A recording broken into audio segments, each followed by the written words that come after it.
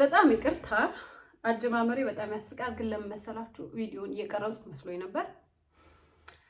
እየቀረጽኩ አይደለም እና ቅንድቤ ምናምን ስሰራ እያወራችሁ ነበረ፣ ተቋረጠ። ለማንኛውም እንዴት ናችሁ? ሰላም ናችሁ ወይ? ከረጅም ጊዜ በኋላ ተመልሼ መጥቻለሁ።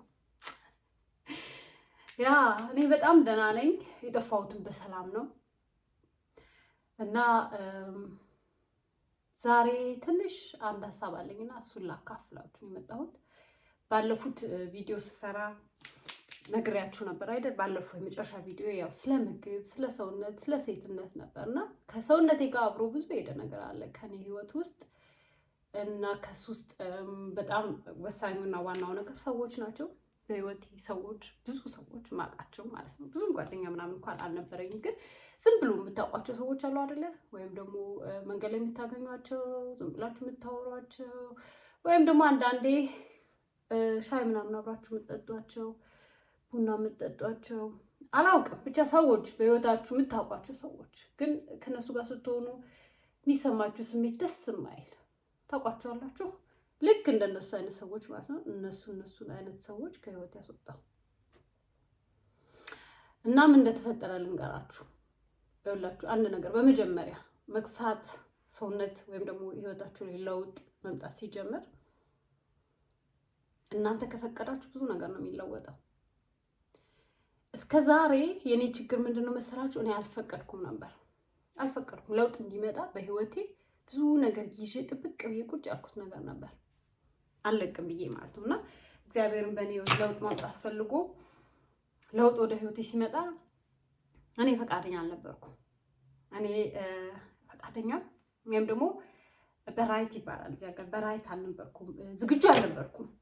ያ በዛ ምክንያት ለውጥ በህይወቴ ቢመጣ ተመልሶ ይሄዳል ማለት ነው። ሌላ ጊዜ እስኪያገኝ ወይም ደግሞ ሌላ እድል እስኪያገኝ ያ ለውጥ በህይወቴ እስኪመጣ እኔ ደግሞ ያንን ደግሞ አክሴፕት ማድረግ እስክችል ድረስ ማለት ነው። እና እንደነገርኳችሁ ቀላል ጊዜ አልነበረም። እኔ በሰውነቴ ደስተኛ አልነበርኩም። በተለይ በሆዴ አካባቢ ያለውን ሁኔታ በጣም አልወደውም ነበር። የሶስት ልጆች እናት ነኝ። መረሳት የሌለበት ነገር በህይወቴ ብዙ ስትረስ አለብኝ። ብዙ ቀኖቼ ያው ምስቅልቅል ያሉ ናቸው። ብዙ ጊዜ ያው ሮቲን እና ልጆች በተለይ ትንንሽ ልጆች ከሆኑ ከባድ ነው። ሌላው ደግሞ ምንድነው መሰላችሁ? ስፖርት አልችልም፣ በቃ አልሆንም። እኔ መንገድ በጣም እሄዳለሁ በቀን አሁን ራሱ ማለት ነው። አሁን ሰዓቴን ሁል ጊዜ ነው የማደርገውና በትንሹ 10 ኪሎ ሜትር እሄዳለሁ። ልጆቼም ኪንደርጋርተን ማድረሰው በእግሬ ነው። የሆነ ቦታ የምንሄደው በእግሬ ነው እና ብዙ እዚህ የምኖርበት አካባቢ ብዙ እንቀሳቀሳለሁ። ስለዚህ ያ ለእኔ በጣም አስፈላጊ ነገር ነው። ያለ እሱ መኖር አልችልም ልበላችሁ። በቀን ውስጥ ቢያንስ 3-4 ይወጣለሁ፣ መንገድ ጉዞ እሄዳለሁ እና ለእኔ እሱ ለጭንቅላቴ ጤንነት፣ ለሰውነቴ ጤንነት በጣም በጣም በጣም አስፈላጊ ነው እና እሱን ያው ሁላችንም እናውቃለን ማለት ነው። እናንተ የሚገባችኋል፣ ታረጉታላችሁ ብዬ ተስፋ አደርጋለሁ። ምክንያቱም በጣም በጣም በጣም ኢምፖርታንት ለሴቶች በተለይ እና ምንድነው መሰላችሁ? ያው እንዳልኳችሁ መክሳት ስፈልግ የጀመርኩት ያው ስፖርት አይደለም፣ ምግቤን ነው ያስተካከልኩት።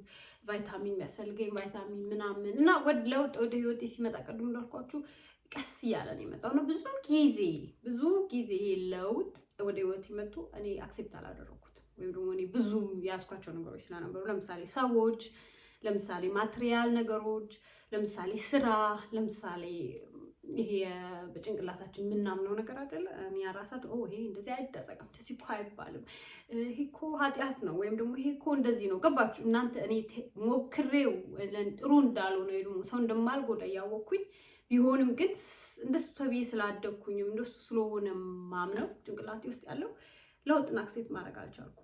ያ ማለት ያው ለውጥ ቢመጣ በህይወቴ እኔ ኤነርጂ አልነበረኝም እሱን የመቀበል እና በዛ ምክንያት ብዙ ነገር ደስተኛ አያደርገኝም ነበር። በጣም ብዙ ነገር ሰውነቴ እንዳልኳችሁ ሰዎች አጠገብ ያሉ ሰዎች በቃ ይሁኑ ገባችሁ አጠገብ ሄዳችሁ ከነሱ ጋር ሰዓት ጊዜ አሳልፌ ስመጣ የራሴን ሰዓትና የራሴን ጊዜ ማለት ነው የሚሰማኝ ባዶነት ነው፣ ወይ ደግሞ ኢነርጂ አጣለሁ፣ ወይም ደግሞ በቃ ያለኝን ደስታዬን ሳቄን አስረክቤ መጣና ቤት ውስጥ እኔ አቅማጣለሁ ማለት ነው። እና ያ በዛ ምክንያት እኔ አሁን ሲገባኝ ማለት ነው መጨረሻ ላይ እንዳልኳችሁ ሰውነቴ መገባው ምግብ ሲቀየር፣ እውነቴን ነው የምነግራችሁ፣ ምግብ ስትቀንሱ ስትቀይሩ ብዙ ነገራችሁ ብርሃን ይሆንላችኋል። እውነቴን እየቀለድኩ አይደለም። ሆዳችሁ ሲቀል ይሄ ምንሸከም ምንበላው ምግብ ጥሩ የማይሆን ለኛ ገባችኋል? እሱ እኔ ይመስለኛል ማይንዳችንን፣ ስፒሪታችንን፣ ሰውነታችንን፣ አይናችንን፣ ሁሉ ነገራችንን ነው መሰለኝ ክድንድን የሚያደርገው እና ብዙ ነገር ግልጥ ብሎ ታየኝ አሁን ማለት ነው። እና አሁን ስላቸው ባለፉት ወራቶች እና በዛ ምክንያት በዛ አጋጣሚ እነዛ ለእኔ ያልኳቸው አሁን ሰዎች፣ ምግቦች፣ አካባቢዎች አሁን ብዙ የማልሄድባቸው አካባቢዎች አሉ። በቃ ለእኔ ደስ ስለማይሉኝ ሲሄድ ጥሩ ስሜት ስለማይሰማኝ ሌላ ሀሳቦች ሳይቀሩ ከህይወት ያስወጣሁኝ ማለት ነው። ገባቸው? ይሄ ጥሩ አይደረግም እኮ ይሄ እንደዚህ እኮ ነው የሚባሉትን ሁሉ ዞር ብዬ መጠየቅ ጀመርኩኝ። ለምንድን ነው የማይደረገው? ለምንድን ነው የማይባሉ? ለምንድን ነው እኔ ሰውን አልፈልግም፣ በቃ ከእናንተ ጋር መሆን አልፈልግም፣ ከእናንተ ወይ ከአንቺ ጋር ስሆን እኔ ጥሩ ስሜት አይሰማኝም። ያ ሰው እኮ መጥፎ ሆኖ አይደለም፣ ወይ ደግሞ ለእኔ የሚጎዳኝ ሰው ሆኖ የሚጎዳኝ ሰው ማለት እኔን መጉዳት ፈልጎ ሳይሆን በቃ ኬሚስትሪ አይስማማም። ገባችሁ አይደል? የፈለገ ያንን ሰው ብትወዱት የፈለገ እንዳይለያችሁ ብትፈልጉ ካልተስማማ ኬሚስትሪ አይስማማም። እና እንደሱ ለማንኛውም በጣም በራሴ ስወስን እና ደግሞ የሚሰማኝን ስሜት አክሴፕት ሳደርግ ያ ነገር ለእኔ ጥሩ እንዳልሆነ ሳስብ ልክ እንደ ምግቡ ማለት ነው። እነዚህ ስበላቸው ደስ የማይሉኝ እኔ ሰውነቴ ምንድነው ክብድ የሚያደርጉብኝን መንቀሳቀስ የሚያስጠላኝን አእምሮዬ ጉም ውስጡ እንዲሆን የሚያደርጉትን ምግቦች መተው ስጀምር እንደዛም ደግሞ ሰዎች መተው ጀመርኩ። እንደዛም ደግሞ ይሄ ማቴሪያል እቃዎች የሚለብሳቸው ልብሶች ስለብሳቸው ደስ የማይሉኝ የሚጨንቀኝ፣ የሚሞቀኝ፣ የሚያልበኝ እነዚህ አይነት ልብሶች ላቆኩኝ ማለት ነው። ከዛ ደግሞ ምን አደረኩ መሰላችሁ? እኔ ላይ በራሴ ላይ የማልወደው ወይም ደግሞ ይሄ እኮ በቃ ለሰው ማሳየት ሁሉ የማልፈልገውን ማንም ሰው የማያውቀውን ነገር ሁሉ አክሴፕት ማድረግ ጀመርኩኝ። ያ እውነቴን ነው ብላችሁ እና ያ ከምን የመጣ መስላችሁ? ከውስጤ ጤንነት፣ ሰውነቴ ሆዴ ጤነኛ ነው በጣም ከምላችሁ በላይ ሰውነቴ ቅልል እና ራሴን አክሴፕት አደረኩኝ ማለት ነው። ራሴን አክሴፕት አደረኩኝ። አሁን የምወዳቸው ነገሮች አክሴፕት አደረኩኝ። እንደሱ ስላችሁ አሁን አእምሮዬ በጣም ቆንጆ ቦታ ነው ያለው በጣም እና እነዛም ያልኳችሁ ነገሮች በሙሉ ትቻለሁ። አሁን የሚቀረኝ ምንድነው መሰላችሁ? እንደዚህ ትንንሽ ማቴሪያሎች አሉ የማውቃቸው ለእኔ የማይስማሙኝ ስለብሳቸው የሚሞቁኝ ሳረጋቸው ጫማ የማይስማማ የማይመቸኝ እነሱ አሁን በቃ በዛውም ሰመር እየመጣ አይደለም ለቃቅም ያወጣለሁ። በተረፈ ራሴን አክሴፕት አድርጊያለሁ። ምን እንደሆነ ታውቃላችሁ? አንድ እውነት ልንገራችሁ። ሰውነቴ እጄ አጭር ቲሸርት መልበስ አልወድም፣ አልችልም። ሁልጊዜ ወይ እንደዚህ ቀሚስ ሁሉ ስገዛ ቀሚሱ እንደዚህ መሆን አለበት።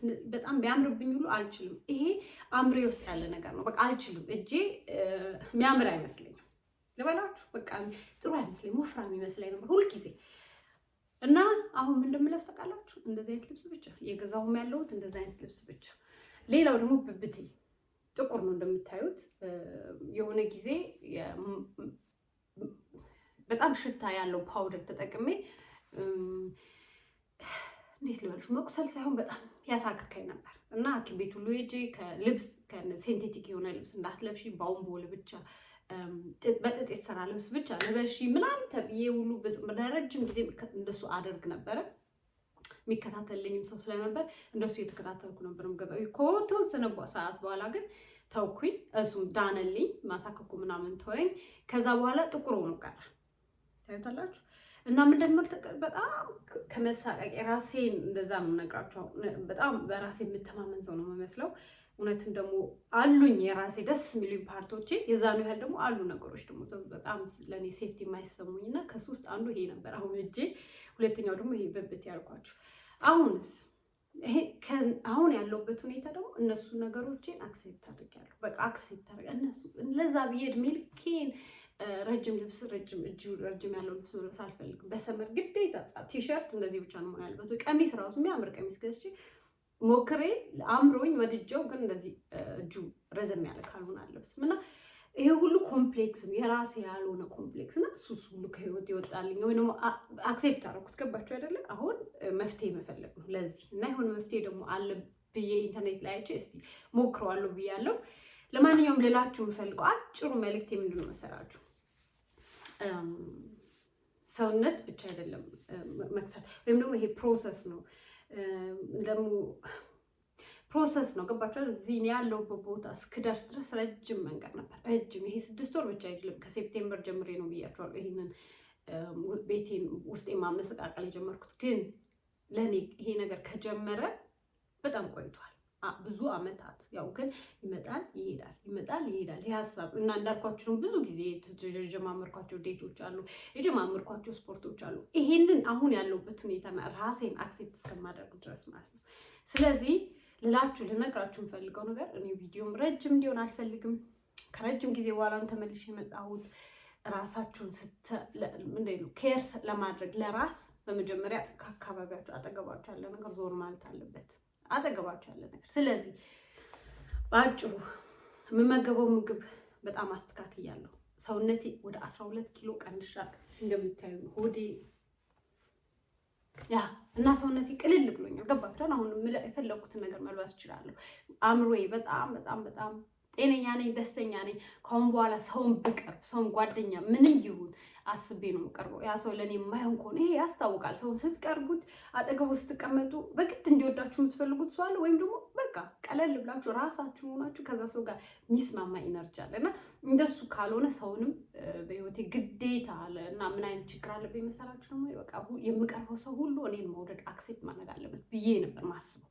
ወይም ደግሞ ያ ሰው እኔን የሚወደኝ እኔ ጥሩ ሰው ከሆንኩ ብቻ ነው። እንዴት ብዬ ላስረዳችሁ? ብቻ የሆነ ከኔ መሆን ያለበት ነገር ያለ ይመስለኝ ነበር። እኔ እንዲህ ስለሆንኩኝ ወይ ደግሞ ኖርማል ራሴ ነኝ ስለቀረብኩኝ ባይመስልም፣ ከላይ ባይመስልም ውስጤ ግን እንደሱ ያስብ ነበር።